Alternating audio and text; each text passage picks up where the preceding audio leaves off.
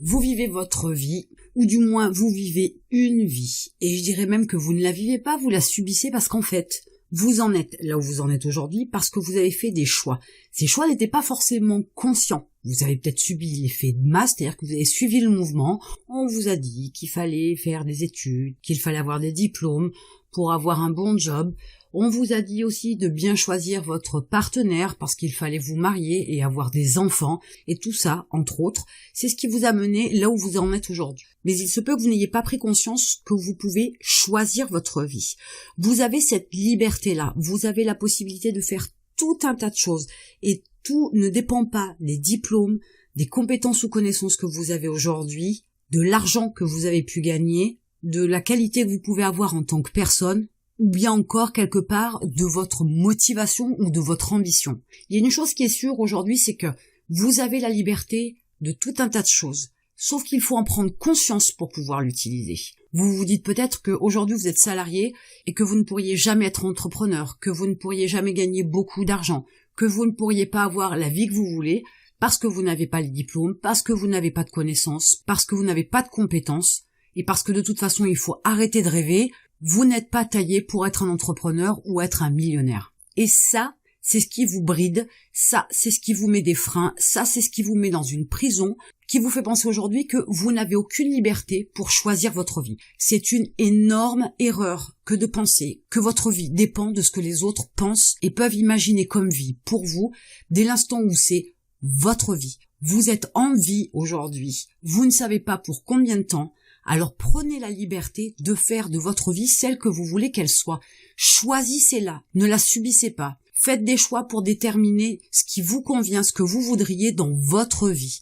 Et n'ayez pas cette attitude où vous êtes une victime de la vie, une victime de l'économie, une victime du système du travail, une victime du système scolaire, une victime de l'état du gouvernement du pays dans lequel vous êtes. Vous avez cette liberté de choisir, vous avez cette liberté d'action qui peut vous permettre d'aller là où vous voulez et donc de choisir la vie que vous voulez. Gardez bien en tête que vous ne méritez absolument rien parce que vous vous comportez bien, parce que vous rentrez dans la norme, parce que vous ne sortez pas du lot, parce que vous êtes poli, parce que vous êtes gentil, parce que vous êtes serviable. Vous ne méritez pas la vie que vous voulez, vous ne méritez rien parce que sur le fond, vous n'avez rien fait pour avoir quoi que ce soit. On ne mérite pas quelque chose parce qu'on se comporte bien. Il faut arrêter de penser qu'on est à l'école et qu'on aura un bon point parce qu'on est poli. Par contre, vous pouvez avoir de l'argent parce que vous faites ce qu'il faut pour en gagner. Là, vous allez mériter quelque chose parce que vos actions vont vous rapporter quelque chose à un moment donné. Mais si vous pensez que parce que vous êtes gentil, agréable, poli, serviable, honnête, franc, etc., vous méritez d'avoir une meilleure vie, si vous pensez que les gens profitent de vous, abusent de vous et sont méchants avec vous alors que vous ne méritez pas, vous vous trompez d'approche. Vous êtes dans le faux complètement. Vous ne méritez rien à proprement parler. Si vous ne faites rien de votre vie, si vous n'utilisez pas les choix que vous avez à disposition, si vous n'utilisez pas la liberté que vous avez à disposition, dans ce cas-là, vous ne méritez absolument rien. Je voudrais vous donner quelques pistes qui vont vous permettre une certaine réflexion et qui vont vous amener à faire des choix pour enfin décider de choisir votre vie. J'ai légèrement abordé le sujet en vous disant que vous pouvez choisir la vie que vous voulez si vous sortez de la masse, si vous ne vous comportez pas comme la majorité des gens. Si vous subissez un emploi, vous ne choisissez pas votre vie. Vous avez décidé de signer le contrat de l'emploi que vous avez aujourd'hui. On ne vous a pas mis le couteau sous la gorge, on ne vous a pas forcé à le faire, on ne vous a pas fait du chantage pour l'avoir. Vous avez décidé de choisir, de signer ce contrat de travail qui aujourd'hui, dans cet emploi-là, fait que vous avez une vie qui vous semble misérable, qui ne vous convient pas, qui vous fait du mal. Donc la première des choses à faire, c'est dites-vous bien que si vous continuez à faire ce que tout le monde fait, vous aurez exactement le même résultat que ce que vous avez aujourd'hui et que ce que des millions de gens ont aujourd'hui. Sortez de la masse. Faites les choses autrement, de façon à ne pas rentrer dans cette espèce de moule qui vous mènera au même endroit que tout le monde, à une vie que vous subissez et non pas une vie que vous choisissez. Et dans cette approche-là, la deuxième chose à prendre en ligne de compte et à réfléchir, c'est qu'il vous faut faire un choix différent, mais pas forcément à l'opposé. Un exemple que j'utilise très souvent, c'est celui de la perte de poids. Aujourd'hui, vous avez peut-être 50 kilos de trop, et vous vous dites, si je veux perdre du poids, il faut que j'arrête de manger. Sauf que vous avez tendance à grignoter tous les jours et de manière quantitative, c'est pas parce que vous allez aller à l'opposé, c'est-à-dire ne plus rien manger, que votre corps, par conséquent, va éliminer le surplus de graisse que vous avez, ces fameux 50 kilos.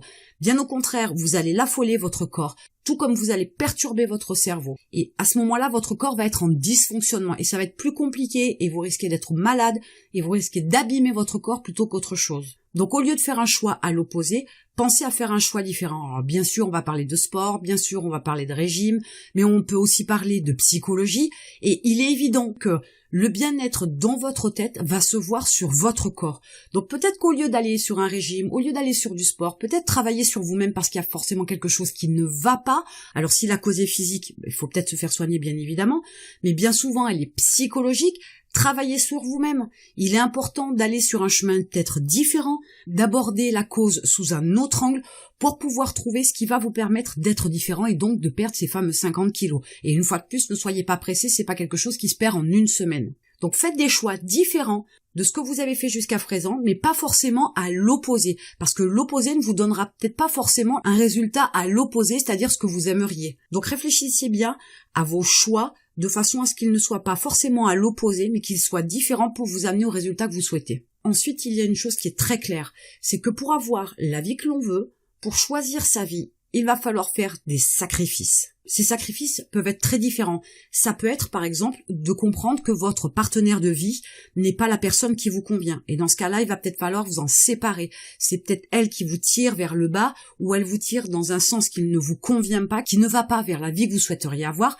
Dans ce cas-là, malheureusement, il faut absolument vous en séparer. Dites-vous bien que l'amour, vous le retrouverez, c'est pas le problème. Il y a d'autres gens sur la terre, vous ferez d'autres rencontres et vous trouverez des gens différents. Vous trouverez peut-être votre partenaire un peu plus en adéquation avec ce que vous êtes et ce que vous voulez. Mais si vous gardez quelqu'un qui vous tire vers le bas, malheureusement, vous n'avancerez pas. Vous ne pouvez pas choisir votre vie parce que vous subissez aussi l'influence de votre partenaire. Ça fait partie du type de sacrifice que vous devez avoir à faire. Mais pour avoir ce que vous voulez, vous devez forcément sectionner certaines branches de votre vie pour pouvoir avancer. Dans la démarche pour choisir votre vie, il y a une chose qu'on oublie aussi bien souvent, c'est que vous avez eu des expériences passées. Si vous vous retrouvez dans le même type de situation d'une expérience que vous avez déjà vécue, faites le rapprochement et posez-vous des questions.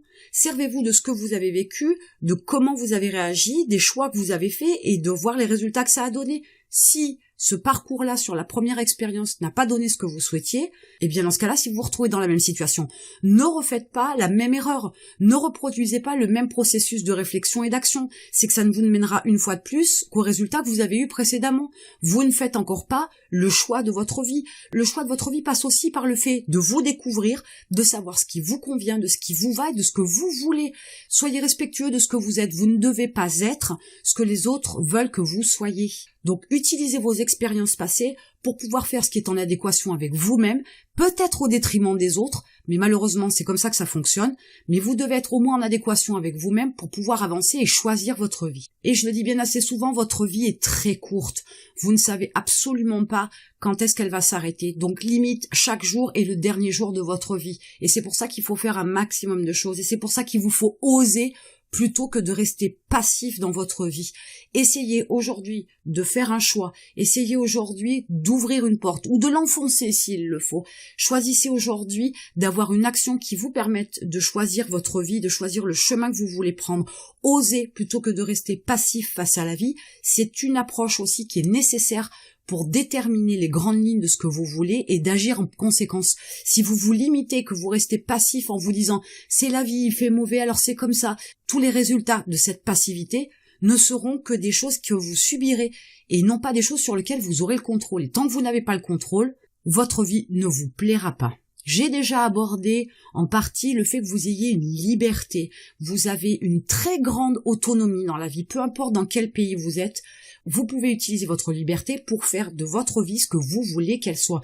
Ne subissez pas votre travail. S'il ne vous convient pas, cherchez-en un autre qui soit un peu meilleur, que ce soit en termes de salaire ou en termes de conditions de travail. Changez de ville si ça ne vous convient pas. Si vous habitez dans une ville où il fait froid alors que vous rêvez de soleil, déménagez. Vous pouvez le faire, rien ne vous empêche de le faire. Si vous trouvez des excuses pour ne pas partir parce que vous n'avez pas l'argent, parce que vous n'avez pas le travail, dans ce cas-là, une fois de plus, vous subissez la vie. Vous n'êtes pas dans l'action, vous n'êtes pas dans le contrôle, vous n'êtes absolument pas dans le choix. Vous subissez, vous restez passif. Donc si vous voulez aller habiter au soleil, faites ce qu'il faut, cherchez un emploi au soleil et ensuite déménagez. Vous finirez par avoir la vie que vous voulez, par choisir la vie que vous voulez, dès l'instant où vous aurez des actions en adéquation avec ce que vous voulez. Ne faites pas contre mauvaise fortune bon cœur, ça ne fonctionne pas. Vous ne pouvez pas vous contenter d'un job parce que soi-disant vous vous êtes mis des barrières à cause de vos diplômes, de vos compétences, etc. Alors que vous avez peut-être la possibilité d'avoir un autre job qui soit plus en adéquation avec vous, qui soit plus dans l'utilisation des connaissances et des compétences que vous avez dans un domaine complètement différent, qui va vous permettre aussi de mieux vivre votre vie. Et dans ce cas-là, vous êtes plus dans un choix, une fois de plus, de vie, plutôt que dans le fait de la subir. Et ensuite, ne croyez pas à la chance. La chance n'existe pas. C'est qu'une question d'opportunité. Et ne soyez pas une fois de plus passif, ne soyez pas dans l'attente des opportunités, mais provoquez-les. Tout à l'heure, je parlais d'enfoncer les portes. Quelquefois, il suffit de demander un coup de main à quelqu'un. Quelquefois, il suffit de demander une information. Il suffit de demander un contact pour pouvoir faire telle ou telle chose. Et la machine peut s'enclencher et vous pourriez arriver à ce que vous voulez. Mais tant que vous n'avez pas cette démarche-là de provoquer les opportunités, vous n'avez pas le choix de votre vie. Vous la subissez constamment en utilisant uniquement les opportunités qui passent à ce moment-là. Sauf que les opportunités qui passent à ce moment-là ne sont peut-être pas celles qui vous feront prendre le chemin de la vie que vous souhaitez avoir. Le choix de sa vie, c'est quelque chose qui est simple. Dès l'instant où vous prenez vraiment conscience de ce que vous voulez, et que vous êtes sur une démarche où vous faites ce qu'il faut pour l'avoir. Vous n'avez pas de choix à faire. Vous faites ce que vous avez à faire pour avoir la vie que vous voulez. Mais faut-il encore décider d'avoir une vie plutôt que de la subir? Aujourd'hui, vous la subissez, c'est indéniable. Mais posez-vous la question, qu'est-ce que vous faites ou qu'est-ce que vous avez fait aujourd'hui ou cette semaine ou le mois dernier qui vous permettrait d'aller vers la vie que vous voulez, vers la vie que vous avez choisie? Si vous avez fait des actions, les actions cumulées les unes aux autres dans le temps, vous mèneront à la vie que vous voulez, à la vie que vous avez choisie. Mais si vous n'avez rien fait, continuez à la subir et surtout, ne vous plaignez pas. Si vous ne faites rien, vous n'avez pas le droit de vous plaindre. Et si vous faites quelque chose, ne vous plaignez pas non plus parce que les résultats ne sont pas immédiats. Ça prend du temps. Peut-être que vous aurez une très belle opportunité dans une semaine, peut-être dans un mois, peut-être dans 6 mois, mais peut-être aussi que dans votre tête, il y a aussi un chemin de réflexion qui s'effectue, et peut-être qu'il n'y a pas encore d'adéquation entre ce que vous voulez, qui vous êtes, ce que vous avez découvert de vous, et les opportunités qui passent à votre portée. Tant qu'il n'y a pas cette jonction de tous ces événements, de toutes ces pensées, de toutes ces actions, etc., à un moment donné, il ne se passera rien dans votre vie. Mais il vous faut toujours garder en tête que pour choisir sa vie, il faut faire des choix, il faut faire des démarches, et que ces choix et ces démarches ont forcément une contrepartie qui n'est pas forcément très drôle, qui n'est pas forcément très agréable, mais c'est nécessaire et c'est voire quasi obligatoire pour choisir la vie que vous voulez. Et en attendant, je vous retrouve de l'autre côté.